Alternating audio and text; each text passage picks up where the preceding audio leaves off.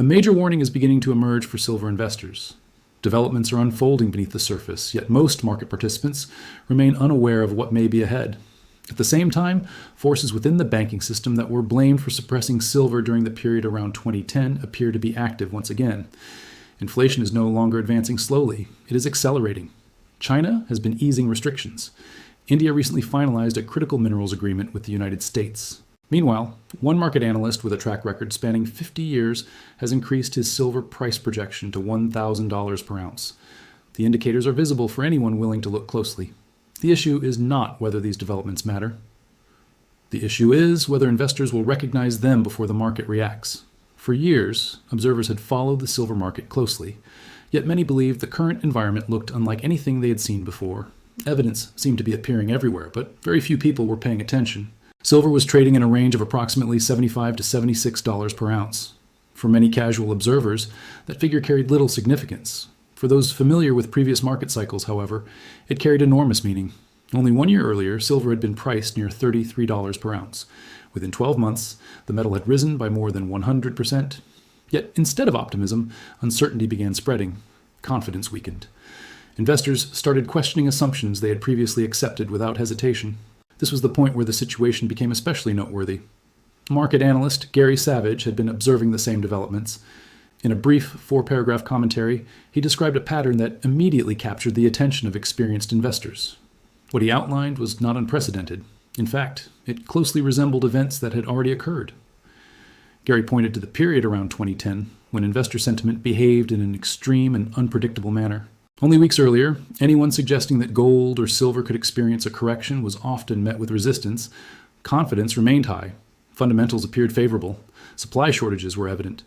In several Asian markets, buyers were paying premiums significantly above Western market prices. Many participants believed nothing could derail the advance in precious metals. Then sentiment shifted with remarkable speed. Suddenly, anyone discussing the possibility of another rally was dismissed. Skepticism replaced enthusiasm. The same investors who had previously embraced a strongly bullish outlook became overwhelmingly pessimistic. Gary Savage immediately recognized the pattern because he had witnessed it before. According to his assessment, large institutional entities involved in paper gold and paper silver markets appeared to be executing a deliberate strategy. The approach, as many market observers interpreted it, was straightforward: push prices lower, generate fear, encourage retail investors and hedge funds to liquidate positions, then quietly reduce short exposure and establish long positions before the next major advance begins. This behavior was presented not as speculation, but as a recurring market phenomenon, observed repeatedly over many years. The similarities to the events of 2010 were difficult to overlook. During that earlier period, gold experienced a decline estimated between 20 and 25% before beginning a historic advance. Many investors abandoned their positions. They concluded the move was over. Instead, from 2010 into 2011, gold doubled in value. Silver climbed from below $5 per ounce to above $50 per ounce. Those who remained invested through the panic ultimately benefited from the subsequent rally. Gary's message was direct. If institutional players managed to force prices beneath the lows established in March, widespread selling could follow. Retail participants might capitulate. Hedge funds could exit positions. Banks could then use that environment to prepare for the next upward move. In Gary's view, such a decline would not necessarily signal the end of a bull market. Instead, it could serve as the mechanism that powers the next phase higher. However, he also emphasized an important point. There was no certainty that this strategy would succeed. If banks failed to push prices below those key levels, they could be compelled to close short positions during a short squeeze. Such an outcome could produce an even more dramatic rise in both silver and gold. One lesson stood above all others. Price volatility should not automatically be viewed as a threat. Periods of instability, particularly those believed to be engineered to force weaker holders out of the market, may instead create the conditions for a larger advance. The trading range between $70 and $78 per ounce had been developing for several weeks. Some interpreted that structure as weakness. Other analysts viewed it differently. They argued that the longer this foundation remained intact, the greater the potential strength of a future breakout. And when that breakout eventually arrives, those who understood the significance of this uncertain and uncomfortable period may be the ones best prepared for what follows. Every economic cycle reaches a stage where data ceases to be background information and becomes an unmistakable warning signal. According to many analysts, that stage had already arrived. Most people simply had not recognized it yet. The signal centered on the Personal Consumption Expenditures Price Index, commonly known as the PCE index. Behind the technical terminology was a straightforward concern. Inflation was not moving lower, it was gaining momentum. Recent figures released by the Commerce Department drew increasing attention from market observers. In February, annual PCE inflation measured 2.8%. By March, the figure had risen to 3.5%. When April data arrived, the rate increased again, reaching 3.8%. This was not a slow progression. Within roughly 60 days, inflation had advanced by more than 35%. And these figures originated from official government statistics. For many analysts, they represented the most conservative version of inflation available. The significance extended beyond the numbers themselves. The Bureau of Labor Statistics, responsible for producing inflation data, has often faced skepticism from market professionals. Many experienced participants believe actual inflation experienced by consumers is substantially higher than official reports indicate. They point to rising costs for fuel, groceries, insurance, rent, and other necessities as evidence. If the official numbers appeared concerning, they argued the real-world experience was even more severe. For those monitoring precious metals, this was not merely another economic statistic. It represented what many considered the primary force influencing gold and silver prices over the coming 1 year, 5 years, and potentially 10 years. As purchasing power declines, tangible assets often become more attractive. Supporters of precious metals viewed this relationship not as theory, but as a pattern repeated throughout financial history, yet inflation was only part of the broader picture. Edith Tavi Costa, widely regarded as one of the leading macro analysts in global investing, had been examining a trend far larger than most investors were prepared to confront. He described it as one of the most significant charts for the years ahead. What the chart revealed was both striking and difficult to ignore. It followed the US dollar index known as the DXY, back to 1971. That was the year President Nixon ended the United States' connection to the gold standard, establishing a global financial structure centered on the dollar instead. From that point onward, the chart displayed a pattern that appeared repeatedly with remarkable regularity. Whenever the dollar entered an extended decline, gold and silver prices moved sharply higher. The same relationship emerged during the late 1970s. It surfaced again after the Plaza Accords. It appeared most dramatically from 2001 through 2011, when the dollar steadily weakened, while silver advanced from less than $5 per ounce to more than $50 per ounce. At the present stage, the DXY stood near 100. According to Tavi's long-term evaluation, that level left substantial downside potential. This was not presented as speculation. It was a recurring pattern visible on a chart that had delivered the same message for more than 50 years. Then came the most troubling element of the assessment. This was the point where concerns became considerably more serious. The Federal Reserve found itself confined within what analysts described as a box. On one side stood a slowing economy. New home sales had recently fallen by more than 6%. Consumer confidence remained fragile. Economic expansion was losing momentum. On the opposite side stood inflation, continuing to rise despite expectations that it would ease. Under normal conditions, a central bank confronting inflation would respond by raising interest rates aggressively. That was the approach taken by Paul Volcker in 1980, when United States debt totaled roughly $1 trillion. The treatment was painful, but the economy could withstand it. Today, however, United States debt is approximately $40 trillion. Applying the same solution now would not repair the system. It would risk breaking it. As a result, the Federal Reserve appeared to have only one practical course available: expand the money supply, reduce currency value, allow inflation to continue, and rely on the possibility that most citizens never fully grasp what was happening to their savings, incomes, and long-term financial prospects. While many Western investors focused on short-term price fluctuations and daily market movements, a much larger development was unfolding across the world. It was taking place quietly, methodically, and on a scale that much of the Western financial press either could not or would not fully explain. The East was moving. And throughout the history of precious metals markets, major moves in the East have often been followed by reactions across the global marketplace. A series of developments emerging from China appeared especially significant when viewed together. Taken individually, each event seemed noteworthy. Viewed collectively, they suggested a nation making a deliberate and strategic judgment about where future wealth could be concentrated during the coming decade. The first indication emerged from China's banking sector. Without attracting major attention, several of the country's largest and most influential banks removed a number of limitations surrounding gold investment. Even more importantly, those institutions began actively promoting gold purchases to ordinary Chinese citizens. This was not a minor adjustment in policy. It represented a purposeful shift in financial messaging at an institutional level. The previous time China implemented a similar change, precious metals markets took notice. A rally followed, surprising many investors in Western markets. Now the same mechanism appeared to be activating once again. Data from China's physical metals market reinforced that observation. The Shanghai Gold Exchange, or SGE, representing China's physical gold and silver market, was valuing silver at 8,352 in local terms. At the same time, Western quotations on Kitco placed silver at approximately $74 to $76 per ounce. The premium visible in China's physical market compared with Western paper pricing was not insignificant. It represented a structural signal. China was paying more for actual metal because physical ownership carried greater value than paper contracts implied. Yet China was doing more than increasing purchases of gold and silver. A second development suggested ambitions extending beyond traditional precious metals investing. Hong Kong, serving as China's primary international financial gateway, launched a low-cost gold ETF through China AMC. By itself, that announcement attracted attention. However, a more consequential detail was embedded within the structure of the fund. Tokenization capabilities had already been integrated into its design. Retail investors could obtain exposure to physical gold holdings with as little as $45. The entire framework was also being prepared for future transactions on regulated blockchain platforms. This was not a trial project. It represented the construction of financial infrastructure intended for the next era of precious metals ownership. Once such infrastructure is established, it rarely disappears. The concept of tokenization often generates skepticism among traditional precious metals investors. The concern is straightforward. If an investor cannot physically hold an asset, does true ownership exist? That argument carries legitimate weight.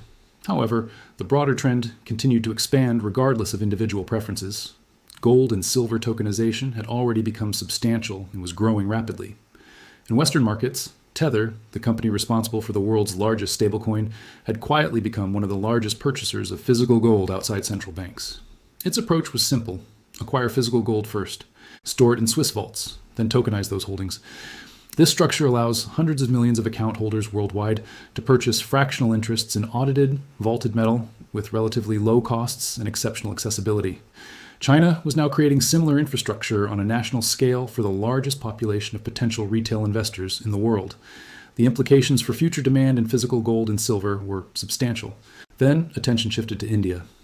On the 26th of May, United States Secretary of State Marco Rubio arrived in India for a 4-day diplomatic visit.